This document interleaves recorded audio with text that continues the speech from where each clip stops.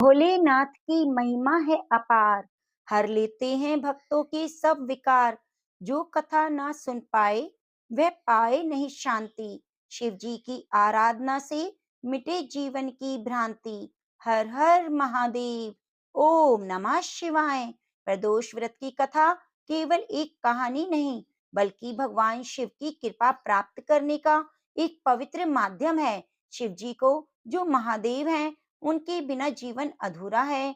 दुखों से घिरे इस संसार में उनकी पूजा ही वह मार्ग है जो हर कष्ट को हर लेती है और मनुष्य को शांति प्रदान करती है। जो इस पवित्र कथा का श्रवण नहीं कर पाता, वह भोलेनाथ की कृपा से वंचित रह जाता है। भगवान शिव की कृपा से न केवल जीवन के तमाम संकट दूर होते हैं, बल्कि भक्त का जीवन सुख समृद्धि से परिपूर्ण हो जाता है। तो आइए माघ मास के शुक्ल पक्ष के सोम प्रदोष व्रत के शुभ अवसर पर भगवान शिव की महिमा का वर्णन सुने और उनकी कृपा से अपने जीवन को धन्य बनाएं। कथा सुनाने से पहले आपसे निवेदन है कि वीडियो को लाइक करके कमेंट बॉक्स में ओम नमः शिवाय, हर हर महादेव जरूर जरूर लिखिए। ओम श्री गणेशाय नमः। स्कंद पुराण के अनुसार सूत जी कहते हैं, विदर्भ देश में सत्यव्रत नाम से प्रसिद्ध एक राजा थे। धर्म पूर्वक राज्य करते हुए उनका बहुत सा समय सुख पूर्वक बीत गया। एक समय शालव देश के राजाओं ने विदर्भ देश पर आक्रमण कर दिया। उनके बीच भयंकर युद्ध हुआ। दोनों पक्षों की बहुत सी सेनाएं मारी गई, परंतु अंत में विदर्भ देश के राजा भी उनके हाथों मारे गए। विदर्भ राज्य की गर्भवती स्त्री दुखी होकर रात के समय राजभवन से निकलकर वन की ओर चली गई। सुबह होने पर उस रानी ने जलाशय के किनारे एक वृक्ष के नीचे एक सुंदर से पुत्र को जन्म दिया। उसके बाद वह प्यास से व्याकुल होकर जलाशय में पानी पीने गई। इतने में ही एक घड़ियाल ने आकर उसे अपना ग्रास बना लिया। वह बालक पैदा होते ही माता पिता से हीन हो गया। अब वह जब नवजात शिशु वृक्ष के नीचे पड़ा हुआ था, जोर जोर से रो रहा था। उसी समय भगवान भोलेनाथ की कृपा से वहां एक उमा नाम की ब्राह्मणी पहुंची। वह अपने 1 वर्ष के बालक शुचिव्रत को गोद में लिए हुए थी। वह ब्राह्मणी बहुत गरीब और विधवा थी। वह भीख मांगकर अपना गुजारा करती थी। उस बालक को रोते हुए देखकर उनके मन में सोचा, यह तो बड़ी हैरानी की बात है कि नवजात शिशु जिसकी अभी तक नाल भी नहीं कटी, वह यहाँ पे पड़ा हुआ है। इसकी माता कहाँ चली गई? जब वह ब्राह्मणी सोच में डूबी हुई थी, उसी समय वहां से एक सन्यासी गुजरे। वे ऐसे जान पड़ते थे मानो साक्षात भगवान शंकर हो। उन श्रेष्ठ भिक्षु ने उस स्त्री से कहा, ब्राह्मणी, तुम इस बालक की रक्षा करो, इससे तुम्हें परम कल्याण की प्राप्ति होगी। इतना कहकर वह दयालु भिक्षु वहां से चले गए। उनके जाने के बाद ब्राह्मणी ने उस बालक को लेकर अपने घर की ओर प्रस्थान किया। वह ब्राह्मणी एक चक्र नामक नगर में निवास करती थी। ब्राह्मणी ने उस बालक का अपने बेटे के समान ही पालन पोषण किया। उसका नाम धर्मगुप्त रखा। वह भिक्षा के अन्न से अपने पुत्र और राजकुमार दोनों को पालने लगी। एक दिन वह ब्राह्मणी उन दोनों बालकों को साथ लेकर भीख मांगती हुई देव मंदिर में चली गई। उस समय वहां पर मंदिर में मुनि पधारे हुए थे। मुनि को देखकर ब्राह्मणी ने उन्हें प्रणाम करके पूछा, हे ब्राह्मण, एक सन्यासी की कहने पर मैं इस बालक को अपने घर ले आई। अभी तक मुझे इसके कुल का पता नहीं, फिर भी मैं अपने पुत्र की तरह इसका पालन पोषण करती हूँ। आप ज्ञान के नेत्रों से देखकर मुझे बताने की कृपा करें कि यह बालक किस कुल में उत्पन्न हुआ है, इसके माता पिता कौन हैं? तब मुनिवर बोले, यह विदर्भ देश के राजा का पुत्र है। इतना कहकर शांडिल्य मुनि ने उस बालक के पिता के युद्ध में मारे जाने तथा उसकी माता के ग्रह द्वारा ग्रस्त होने का सच समाचार पूर्ण रूप से बताया। यह सुनकर ब्राह्मणी को और भी आश्चर्य हुआ।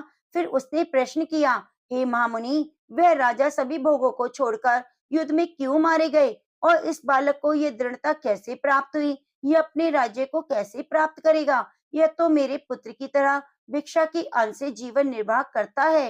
इसकी दरिद्रता के निवारण का क्या उपाय है? तब शांडिल्य मुनि बोले, इस राजकुमार के पिता विदर्भ राज पूर्व जन्म में पांड्य देश के राजा थे। एक दिन प्रदोष काल में राजा बड़ी भक्ति भाव से त्रिलोकीनाथ महादेव जी की आराधना में मग्न थे। उसी समय नगर में बड़ा भारी कोलाहल मच गया। उस शोर को सुनकर राजा ने बीच में ही भगवान शंकर की पूजा को छोड़ दिया और राजभवन से बाहर निकल गए। इसी समय राजा का मंत्री शत्रु को पकड़कर उनके समीप आया। वह शत्रु पांड्य राजा का सामंत था। उसे देखते ही राजा ने क्रोध पूर्वक उसका मस्तक कटवा दिया। शिव पूजा को छोड़कर नियम को समाप्त किए बिना ही राजा ने रात में भोजन भी कर लिया। इसी प्रकार राजकुमार भी प्रदोष काल में भगवान की पूजा किए बिना ही भोजन करके सो गया। वही राजा अगले जन्म में विदर्भ राज हुआ। शिव पूजा में विघ्न होने के कारण शत्रुओं ने उसके सुख भोग के बीच में ही मार डाला। पूर्व जन्म में उसका जो पुत्र था, इस जन्म में वह भी राजा का वही पुत्र है। भगवान शिव की पूजा का उल्लंघन करने के कारण इसको दरिद्रता प्राप्त हुई है। इसकी माता ने पूर्व जन्म में छल से अपनी सौत को मरवा डाला था। उसी महान पाप के कारण इस जन्म में ग्रह के द्वारा मारी गई है। हे ब्राह्मण, तुम्हारा पुत्र पूर्व जन्म में भी एक ब्राह्मण था। इसने अपना सारा जीवन केवल दान लेने के लिए ही बिताया, यज्ञ और सत्कर्म नहीं किए, इसलिए यह दरिद्रता को प्राप्त हुआ है। उस दोष के निवारण के लिए अब ये भगवान शंकर की शरण में जाए। यदि ये दोनों बालक प्रत्येक प्रदोष के दिन भगवान शंकर का पूजन करते हैं, तो वर्ष भर के भीतर ही इनकी दरिद्रता का नाश हो जाएगा और राज सुख की प्राप्ति होगी।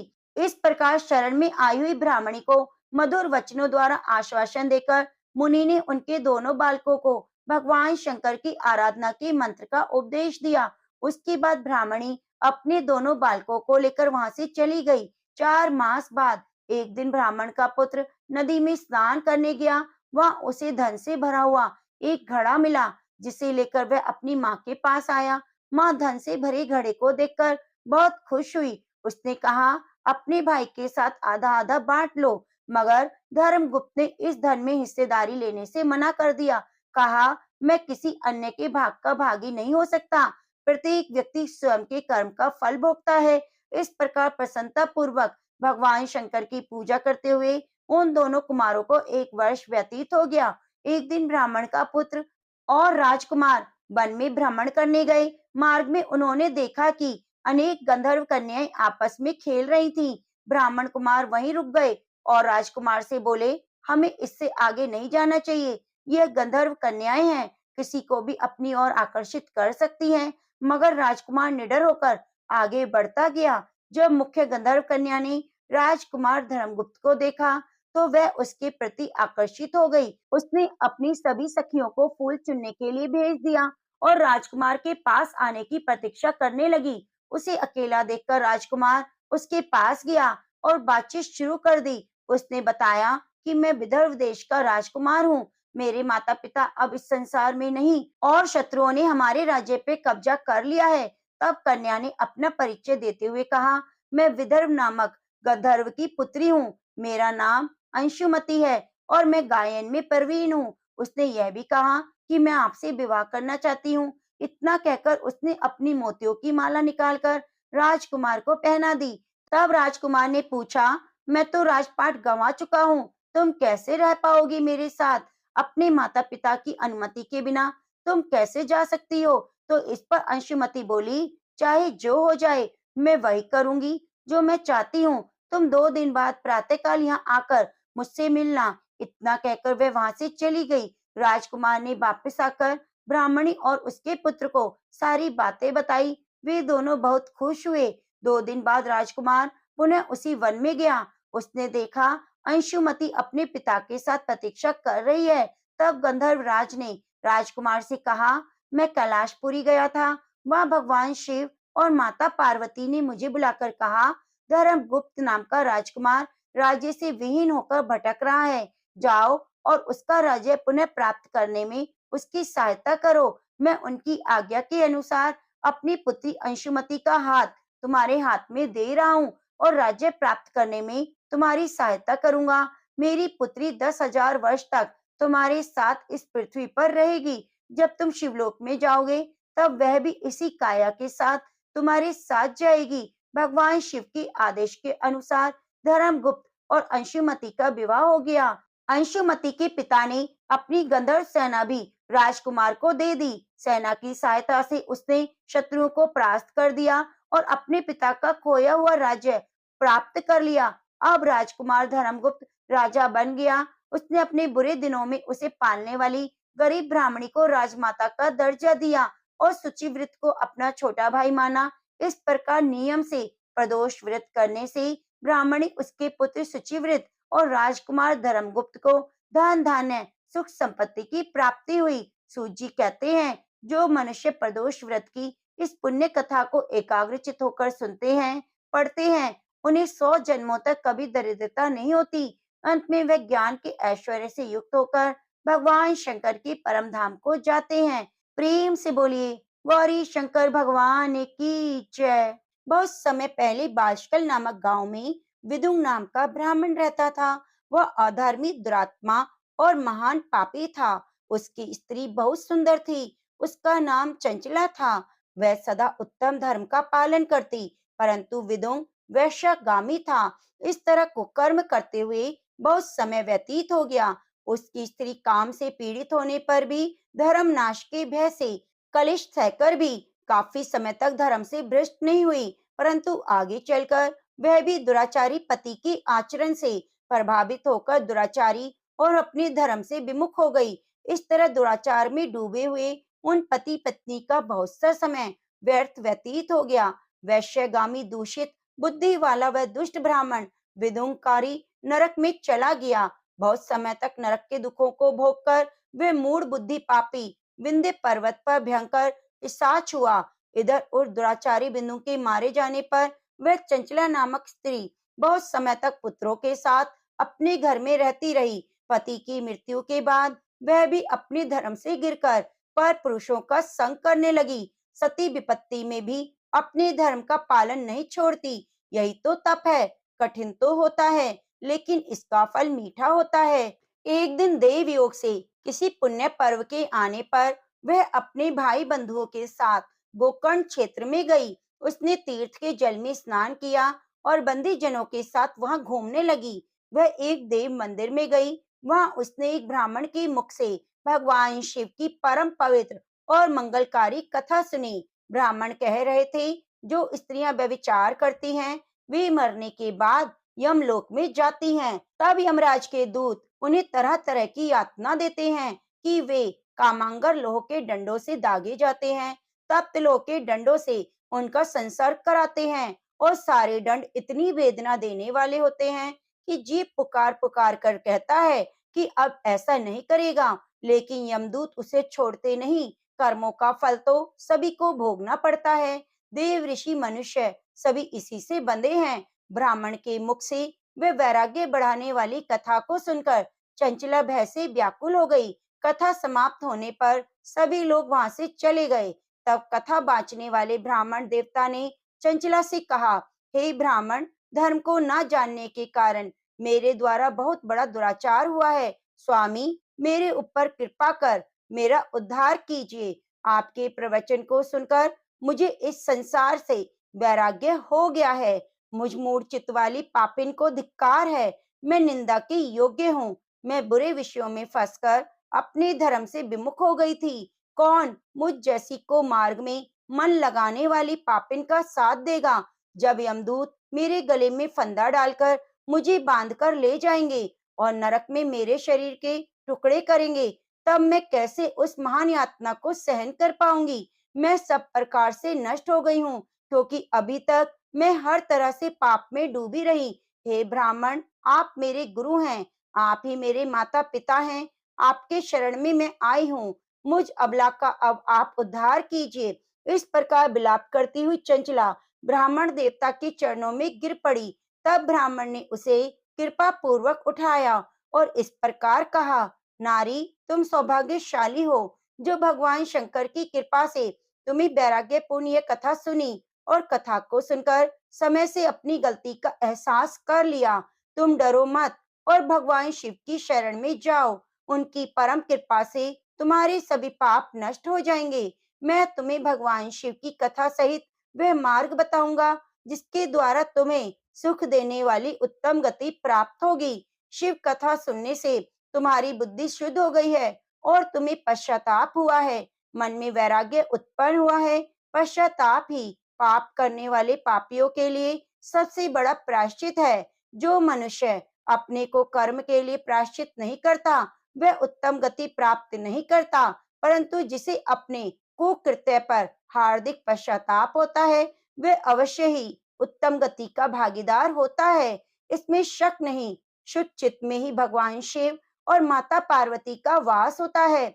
वह शुद्ध आत्मा पुरुष भगवान सदाशिव के पद को प्राप्त होता है। इस कथा का श्रवण सभी मनुष्यों के लिए कल्याणकारी है, अतः इसकी आराधना और सेवा करनी चाहिए।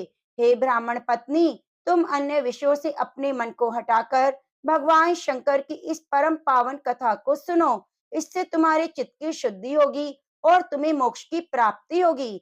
जो मनुष्य निर्मल हृदय से भगवान शिव के चरणों का चिंतन करता है, उसकी एक ही जन्म में मुक्ति हो जाती है। यह कहकर वह ब्राह्मण चुप हो गए। उनका हृदय करुणा से भर गया।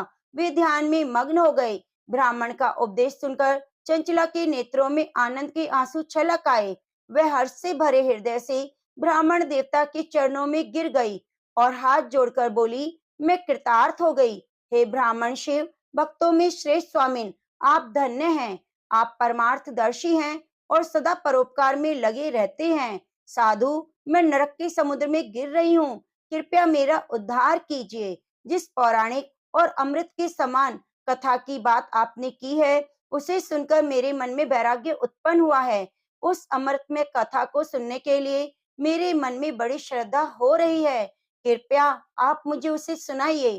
कथा सुनने की इच्छा मन में लिए हुए चंचला उस ब्राह्मण देवता की सेवा में वहीं रहने लगी। उस गोकर्ण नामक महान क्षेत्र में उस ब्राह्मण देवता के मुख से चंचला भगवान शिव की भक्ति, ज्ञान और वैराग्य बढ़ाने वाली, मुक्ति देने वाली परम उत्तम कथा सुनकर कृतार्थ हुई। उसका चित्त शुद्ध हो गया। वह अपने हृदय में शिव के सगुण रूप का चिंतन करने लगी। वह सदैव शिव सच्चिदानंदमय स्वरूप का स्मरण करती थी। इसके बाद अपना समय पूर्ण होने पर चंचला ने बिना किसी कष्ट के अपना शरीर त्याग दिया। उसे लेने के लिए एक दिव्य विमान वहां पहुंचा। वह विमान शोभा साधनों से सजा था और शिवगणों से सुशोभित था। चंचला विमान से शिवपुरी पहुंची। उसके सारे पाप धुल गए। वह दिव्य रूप धारिणी दिव्यांगना हो गई। वह गौरंगी देवी मस्तक पर अर्धचंद्र का मुकुट और अन्य दिव्य आभूषण पहने शिवपुरी में पहुंची। वहां उसने सनातन देवता त्रिनेत्रधारी महादेव शिव को देखा। सभी देवता उनकी सेवा में भक्ति भाव से उपस्थित थे। उनकी अंग कांति करोड़ों सूर्यों की समान प्रकाशित हो रही थी। 5 मुख और हर मुख में 3-3 नेत्र थे। मस्तक पर अर्धचंद्र आकार मुकुट शोभायमान हो रहा था। कंठ में नील चिन्ह, उनके साथ में देवी गौरी विराजमान थी, जो विद्युत पुंज के समान प्रकाशित हो रही थी। महादेव जी की कांति कपूर के समान गौर थी। उनके शरीर पर श्वेत वस्त्र थे और शरीर श्वेत भस्म से युक्त था। इस प्रकार भगवान शिव के परम उज्जवल रूप के दर्शन कर चंचला बहुत प्रसन्न हुई। उसने भगवान को बार बार प्रणाम किया और हाथ जोड़कर प्रेम, आनंद और संतोष से युक्त होकर विनीत भाव से खड़ी हो गई। उसके नेत्रों से आनंद के आंसुओं की धारा बहने लगी। भगवान शंकर और भगवती गौरी उमा ने करुणा के साथ सौम्य दृष्टि से देखकर चंचला को अपने पास बुलाया। गौरी उमा ने उसे प्रेम पूर्वक अपनी सखी बना लिया। चंचला सुख पूर्वक भगवान शिव के धाम में उमा देवी की सखी के रूप में निवास करने लगी। एक दिन चंचला आनंद में मग्न उमा देवी के पास गई और दोनों हाथ जोड़कर उनकी स्तुति करने लगी। हे गिरिजा नंदिनी, स्कंद माता उमा, आप सभी मनुष्यों और देवताओं द्वारा पूजित और सभी सुखों को देने वाली हैं। आप शंभु प्रिया हैं। आप ही गुणा निर्गुणा हैं। हे सच्चिदानंद स्वरूपा, आप ही प्रकृति की पोषक हैं। हे माता, आप ही संसार की सृष्टि, पालन और संहार करने वाली हैं। इस प्रकार सदगति प्राप्त चंचला देवी की स्तुति कर शांत हो गई। उसकी आंखों में प्रेम के आंसू उमड़ आए। तब शंकर प्रिया भक्त वत्सला उमा देवी ने बड़े प्रेम से चंचला को चुप कराते हुए कहा, सखी चंचला, मैं तुम्हारी इस स्तुति से प्रसन्न हूँ। बोलो, क्या वर मांगती हो? तब चंचला बोली, हे माँ, मेरे पति विदुम इस समय कहाँ हैं? उनकी स्थिति कैसी है? मुझे बताइए, कुछ उपाय कीजिए ताकि हम फिर से मिल सकें। हे महादेवी, मेरे पति एक क्षुद्र जाति वैश्या के प्रति आसक्त थे और पाप में डूबे रहते। गिरिजा बोली, बेटी, तुम्हारा पति विदुम पापी था, उसका अंत बड़ा भयानक हुआ। वैश्या का उपभोग करने के कारण वह मूर्ख नरक में अनेक वर्षों तक दुख भोग कर अवशेष पाप को भोगने के लिए विंध्य पर्वत पर पिशाच की योनि में रह रहा है। वह दुष्ट वही वायु पीकर रहता है और सब प्रकार के कष्ट सहता है। गौरी देवी की यह बात सुनकर चंचला अत्यंत दुखी हो गई। फिर मन को किसी तरह स्थिर कर दुखी हृदय से माँ गौरी से उसने एक बार फिर पूछा, हे महादेवी, मुझ पर कृपा कीजिए और मेरे पापी पति का अब उद्धार कीजिए। कृपया करके मुझे वह उपाय बताएं जिससे मेरे पति को उत्तम गति प्राप्त हो सके। गौरी देवी ने कहा, यदि तुम्हारा पति भगवान शिव की पुण्यमय कथा को सुने तो दुर्गति को पार करके उत्तम गति का भागी हो सकता है।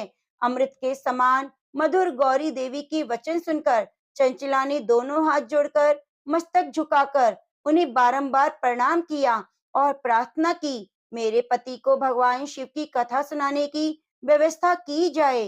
ब्राह्मण पत्नी चंचला के बार बार प्रार्थना करने पर शिव प्रिया गौरी देवी ने भगवान शिव की महिमा का गान करने वाले गंधर्वराज तुमरू को बुलाकर कहा, तुमरू, तुम भगवान शिव में प्रीति रखते हो, तुम मेरे मन की सभी बातें जानकर मेरे कार्य को सिद्ध करते हो, तो मेरी इस सखी के साथ विंध्य पर्वत पर जाओ। वहाँ एक घोर और भयानक पिशाच रहता है। पूर्व जन्म में वह पिशाच वैश्यगामी हो गया था। वह स्नान संध्या आदि नित्य कर्म छोड़कर अपवित्र रहने लगा। क्रोध के कारण उसकी बुद्धि भ्रष्ट हो गई थी। दुर्जनों से उसकी मित्रता और सज्जनों से द्वेष बढ़ गया था। वह अस्त्र शस्त्र से हिंसा करता, लोगों को सताता, घरों में आग लगा देता, चांडाल से दोस्ती करता। वह रोज वैश्या के पास जाता, पत्नी को त्याग कर दुष्ट लोगों से दोस्ती कर उन्हीं के संपर्क में रहता था। वह मृत्यु तक दुराचार में फंसा रहा और मृत्यु के बाद उसे पापियों के भोग स्थान यमपुरी में ले गए। वहां घोर नरकों को सहकर वह इस समय विंध्य पर्वत पर पिशाच बनकर रह रहा है और पापों का फल भोग रहा है।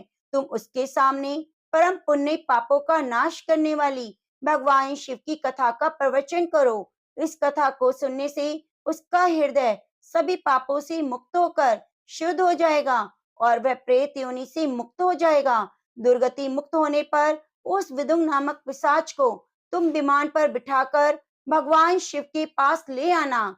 माँ उमा का आदेश पाकर गंधर्वराज तुमरू प्रसन्नता पूर्वक अपने भाग्य की सराहना करते हुए चंचला को साथ लेकर विमान से पिशाच के निवास स्थान विंध्य पर्वत पर गया। वहां पहुंचकर उसने विशाल आकृति वाले पिशाच को देखा।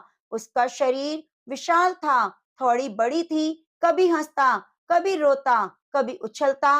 महाबली तुमरू ने कथा बांचने के लिए स्थान तलाश कर मंडप की रचना करनी शुरू की।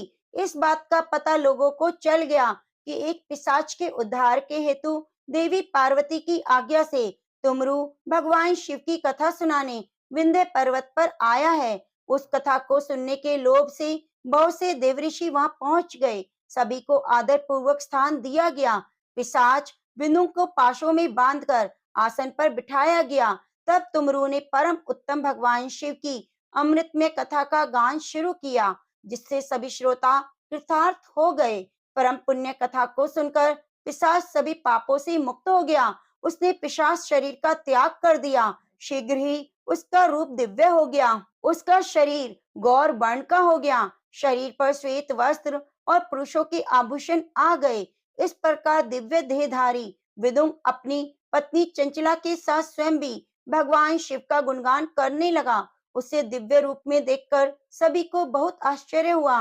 उसका मन परम आनंद से परिपूर्ण हो गया। सभी भगवान महेश्वर के अद्भुत चरित्र को सुनकर कृतार्थ होकर उनका यशोगान करते हुए अपने अपने धाम को चले गए। विदुम अपनी पत्नी चंचला के साथ विमान में बैठकर शिवपुरी की ओर चल दिया। महेश्वर के गुणों का गान करता हुआ विदुम अपनी पत्नी चंचला और तुमरू के साथ शीघ्र ही शिवधाम पहुंच गया। भगवान शिव, देवी पार्वती ने उसे अपना पार्षद बना लिया। दोनों पति पत्नी सुखपूर्वक भगवान महेश्वर और देवी गौरी के चरणों में अविचल निवास पाकर धन्य हो गए। तो प्रेम से बोलिए, उमा महेश्वर भगवान की जय हो। अब आप सुनेंगे सभी दुखों को नष्ट करने वाली, सुख प्रदान करने वाली भगवान शिव की कथा। इस कथा के अनुसार एक नगर में भगवान शिव का दिव्य मंदिर था, जहाँ हर वर्ष दूर दूर से भक्तजन शिव जी के दर्शन के लिए आते। उस समय प्रदोष का व्रत था।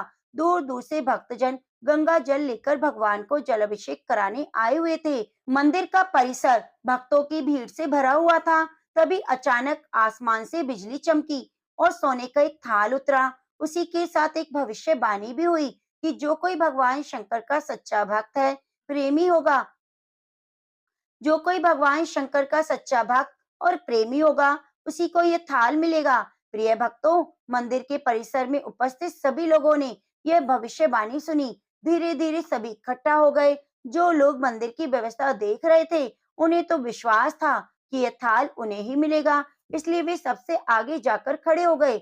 सबसे पहले एक पंडित जी आए और बोले, देखिए भाइयों, मैं प्रतिदिन महादेव जी का अभिषेक करता हूँ, इसलिए मैं ही भोलेनाथ का सबसे बड़ा प्रेमी हूँ, इसलिए थाल मुझे मिलना चाहिए। इतना कहकर पंडित जी ने थाल उठाया। जैसे थाल उठाया, थाल तो पीतल का हो गया। अब देखिए, यह देखकर पंडित जी बड़े ही शर्मिंदा हुए। उन्होंने थाल उसी जगह पर रख दिया और वहां से चले गए। इसी प्रकार वहां उपस्थित सभी पंडितों ने खुद को आजमाया, लेकिन शायद उनमें से कोई भी सच्चा भक्त नहीं था। वे भी थाल को यथास्थान पर रखकर चले गए। इसके बाद उस नगर के राजा का आगमन हुआ। राजा साहब आगे आए और बोले, हे प्रजाजनों, मैं महादेव जी के मंदिर में बड़ी भारी दान दक्षिणा की है, इसलिए यह थाल मुझे ही मिलना चाहिए। इतना कहकर राजा आगे बढ़े और थाल उठाया। जैसे ही राजा ने थाल उठाया, थाल तांबे का हो गया। यह देखकर महाराज बहुत लज्जित हुए और थाल को यथास्थान पर रखकर एक तरफ खड़े हो गए। इसके बाद इसी तरह एक एक करके सभी दानी महात्मा भक्त पधारे और थाल को उठाया, लेकिन किसी के हाथ कुछ न लगा, लेकिन सोने का नहीं रहा। तब लोगों को पता चला कि हम में से कोई भी महादेव का सच्चा भक्त नहीं है। उसी समय किसान का आगमन हुआ। वे बेचारा महीनों बाद आज प्रदोष व्रत के शुभ अवसर पर शिव जी के दर्शन करने आया था। गरीबी और गृहस्थी के बोझ तले दबा दिन रात खेतों में मेहनत मजदूरी करके अपना और अपने परिवार का गुजारा करता था। अभी रास्ते में आ रहा था तो कोई भिखारी मिल गया, कुछ खाने को मांगने लगा। इस किसान को दया आई, अपने खाने के लिए जो खाना लाया था वह भी उसने भिखारी को दे दिया। थाल के बारे में इसने भी सुना था, लेकिन इसने उस और कोई ध्यान नहीं दिया। सीधा मंदिर गया, महादेव जी का पूजन करके बाहर आ गया। परिक्रमा करके जाने को हुआ, तभी पीछे से एक व्यक्ति बोला, अरे ओ भाई, तुम भी थाल उठाकर देख लो, हो सकता है तुम ही सच्चे भक्त हो जिसके लिए थाल आया है। किसान को लगा यह व्यक्ति उसका मजाक बना रहा है, तो किसान ने हंसते हुए कहा, भाई मैं तो कभी पूजा पाठ नहीं करता, महीने में एक आध बार ही मंदिर आता हूँ, मैं काहे का सच्चा भक्त। वे आदमी बोला, हम तो देख चुके, हमारी भक्ति तो दो कौड़ी की भी नहीं। अब तुम ही अपना हाथ लगाकर देख लो, तो सोने का थाल मिले या ना मिले, किंतु पता तो चल जाएगा कि तुम्हारी भक्ति में कितनी सच्चाई है। लोगों के बहुत आग्रह करने पर आखिर उस भोले भाले किसान ने जाकर थाल उठाया। तो जैसे उसने थाल उठाया, लोगों की आश्चर्य का ठिकाना नहीं रहा। सोने का थाल रोशनी से चमकने लगा। यह देखकर सब लोगों के मन में खुशियों की लहर दौड़ गई। सभी लोग जयकारे लगाने लगे और पूछने लगे, भाई तुम ही सच्चे भक्त हो, अब हमें भी बता दो कैसे भक्ति करते हो जिससे महादेव जी तुमसे इतने प्रसन्न है। तो किसान बोला, भाई मैं कोई भक्ति नहीं करता, मैं केवल दिन रात खेतों में काम करता हूँ, थोड़ा समय निकालकर जरूरतमंद लोगों की मदद करता हूँ। इसके अलावा भगवान भोलेनाथ का मन ही मन ध्यान कर लेता हूँ और कोई विशेष कार्य नहीं करता। लोग पूछने लगे, तुम लोगों की मदद क्यों करते हो? तो हंसते हुए किसान बोला, सुकून मिलता है, दूसरों के चेहरे पे मुस्कान देखकर मुझे आनंद और खुशी होती है, उसी में मैं शब्दों में बयान नहीं कर सकता। शायद यही कारण है कि महादेव मुझसे खुश हैं। इसलिए हमेशा याद रखें, सत्कर्म का आनंद भी आनंद होता है और अंत भी आनंददायक होता है। दुष्कर्म का आरंभ भी दुख से होता है और अंत भी दुखदायक होता है। आप सैकड़ों मील की यात्रा करके भी दूसरे का दिल दुखाते हैं, तो आपकी वह तपस्या और महादेव का दर्शन धूल के बराबर है। तो एक बार प्रेम से बोलिए, ओम नमः शिवाय। हे भोलेनाथ, जैसे आपने उस किसान पर अपनी कृपा दृष्टि बरसाई, वैसे सभी भक्तों का कल्याण करना, सबकी दरिद्रता को दूर करना। अब आइए सुनते हैं लपसी तपसी की कथा। कहते हैं कि लपसी तपसी की कथा हमें हर कथा कहानी में जरूर सुननी चाहिए। एक लपसी था, एक तपसी था। तपसी हमेशा भगवान की तपस्या में लीन रहता। लपसी रोजाना सवा सेर की लापसी बनाकर भगवान का भोग लगाकर जीम लेता था। एक दिन दोनों लड़ने लगे। तपसी बोला, मैं रोज भगवान की तपस्या करता हूँ, इसलिए मैं बड़ा हूँ। लपसी बोला, मैं रोज भगवान का सवा सेर लापसी का भोग लगाता हूँ, मैं बड़ा हूँ। नारद जी वहां से गुजर रहे थे। दोनों को लड़ता देखकर उनसे पूछने लगे, तुम क्यों लड़ रहे हो? तपसी ने खुद के बड़ा होने का कारण बताया और लपसी ने भी अपना कारण बताया। तो नारद जी बोले, तुम्हारा फैसला मैं कर दूंगा। दूसरे दिन लपसी तपसी नहाकर अपनी रोज की भक्ति करने आए। नारद जी ने छुपकर 1.25 करोड़ की एक एक अंगूठी दोनों के आगे रख दी। तपसी की नजर जब अंगूठी पर पड़ी तो उसने चुपचाप अंगूठी उठाकर अपने नीचे दबा ली। लपसी की नजर अंगूठी पर पड़ी, लेकिन उसने ध्यान नहीं दिया। भगवान को भोग लगाकर लापसी खाने बैठ गया। नारद जी सामने आए तो दोनों ने पूछा कि बताओ कौन बड़ा? तो नारद जी ने तपसी से खड़ा होने को कहा, तो वह खड़ा हुआ तो उसके नीचे दबी हुई अंगूठी दिखाई दी। नारद जी ने तपसी से कहा, तपस्या करने के बाद भी तुमने चोरी करने की आदत नहीं गई, इसलिए लपसी बढ़ा और तुम्हें तुम्हारी तपस्या का कोई फल नहीं मिलेगा। तापसी शर्मिंदा होकर माफी मांगने लगा। उसने नारद जी से पूछा, मुझे मेरी तपस्या का फल कैसे मिलेगा? नारद जी ने कहा, यदि कोई गाय कुत्ते की रोटी नहीं बनाएगा तो उसका फल तुझे मिलेगा। यदि कोई ब्राह्मण को भोजन कराकर दक्षिणा नहीं देगा तो उसका फल तुझे मिलेगा। यदि कोई साड़ी के साथ ब्लाउज नहीं देगा तो उसका फल तुझे मिलेगा।